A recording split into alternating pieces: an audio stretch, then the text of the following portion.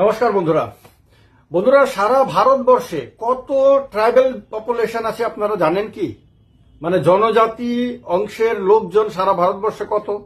উত্তর পূর্ব ভারতের ত্রিপুরা, নাগাল্যান্ড, মণিপুর, মিজোরাম, তারপর আসাম, অরুণাচল প্রদেশ, এই রাজ্যগুলোতে কোন রাজ্যে কত পার্সেন্ট ট্রাইবাল পপুলেশন আছে আপনারা কি জানেন?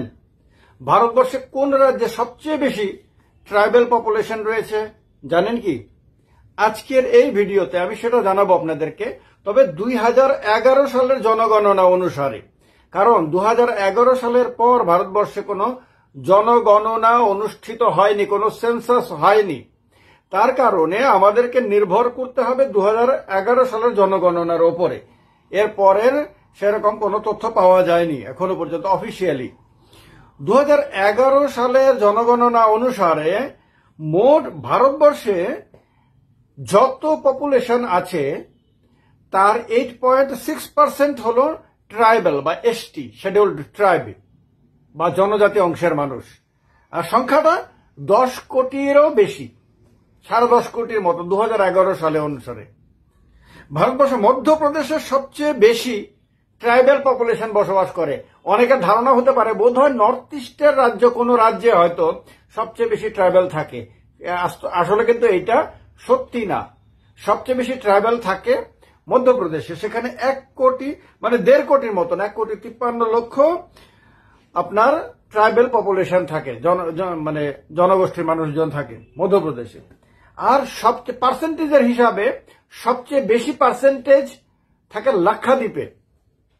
সেখানে 94.8% মানুষই ট্রাইবাল। আর টোটাল হলো 64,000 যা পপুলেশন আছে তার মধ্যে।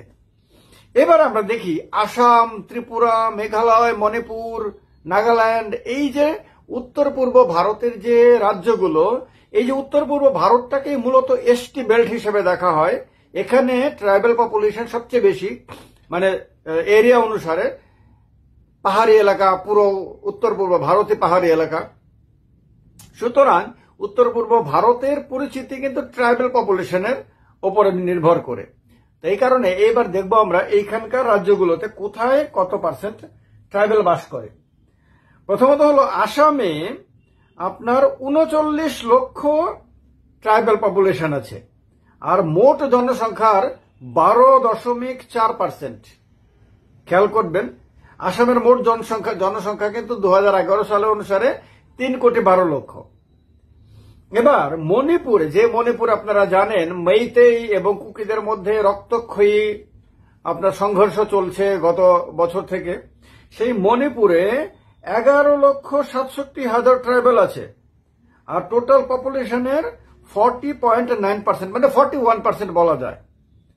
আর আপনার মোট জনসংখ্যা হলো 28,56,000, 28.5 লক্ষ 2011 সালের অনুসারে।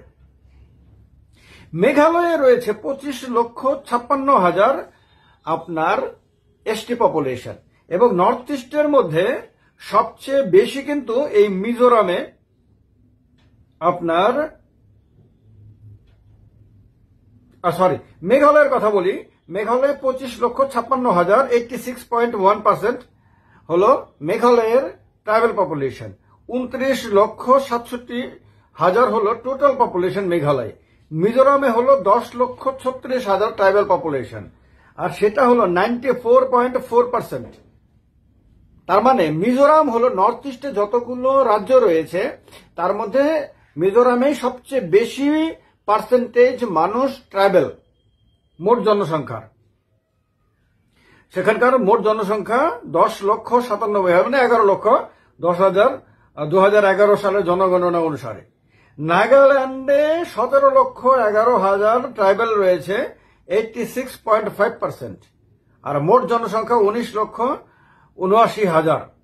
সিকিমে রয়েছে 2,06,000 ট্রাইবাল, যা 33.8%। আর মোট জনসংখ্যা হলো 6,11,000।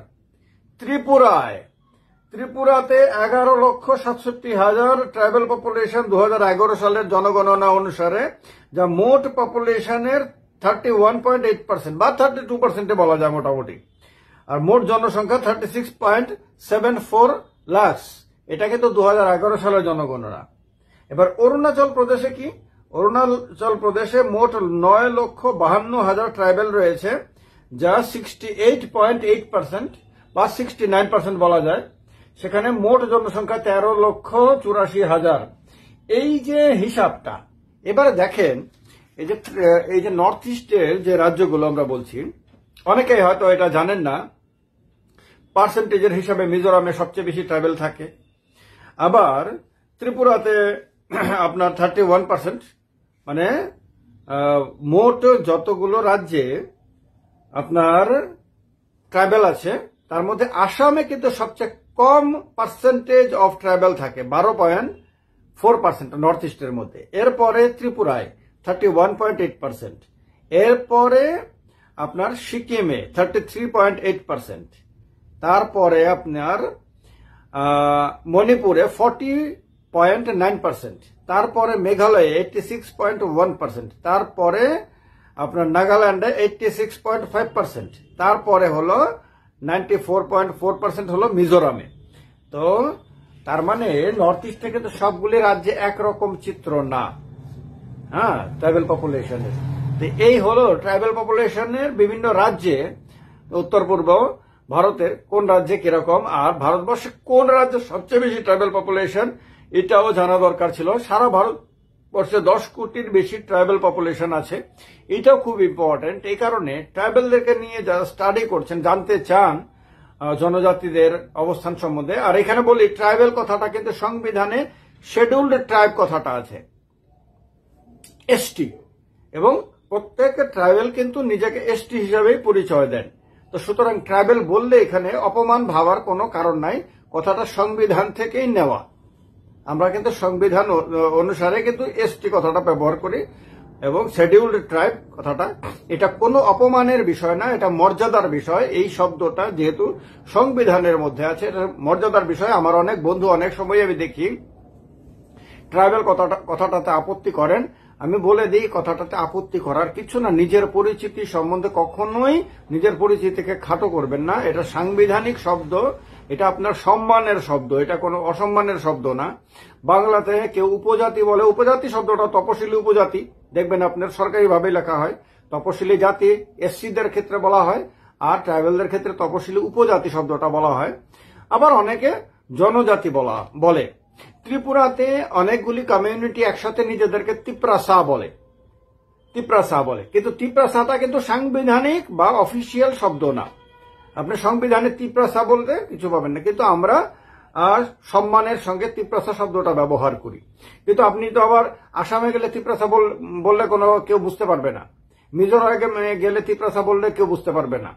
তো এটা সর্বভারতীয় সাংবিধানিক শব্দ হলো শিডিউলড ট্রাইব। এই শিডিউলড ট্রাইব অংশের মানুষজন ভারতবর্ষের, বিশেষ করে উত্তর পূর্ব ভারতের কোথায় কিরকম থাকে, এটা না জানা থাকলে অনেক ভুল ধারণা জন্মায়, এবং এই ভুল ধারণাগুলো আপনার অনেকের মধ্যেই থাকে, যার ফলে ভুল ধারণা থেকে অনেক সময় অনেকে উল্টো পাল্টা তথ্য দেয়, কুতর্ক করে। এই কারণে আমার মনে হয়েছে এই চিত্রটা সবার সামনে রাখা দরকার। এই চিত্রটা আপনাদের সামনে রাখলাম। এটা কিন্তু 2011 সালের জনগণনা অনুসারে, ফলে এটা অফিসিয়াল তথ্য। এখানে হয়তো আজকে সময়ের সঙ্গে সঙ্গে 2021-এর পরে 2024 সংখ্যা অনেক বেড়েছে, পার্সেন্টেজে কিন্তু খুব একটা চেঞ্জ হবে না।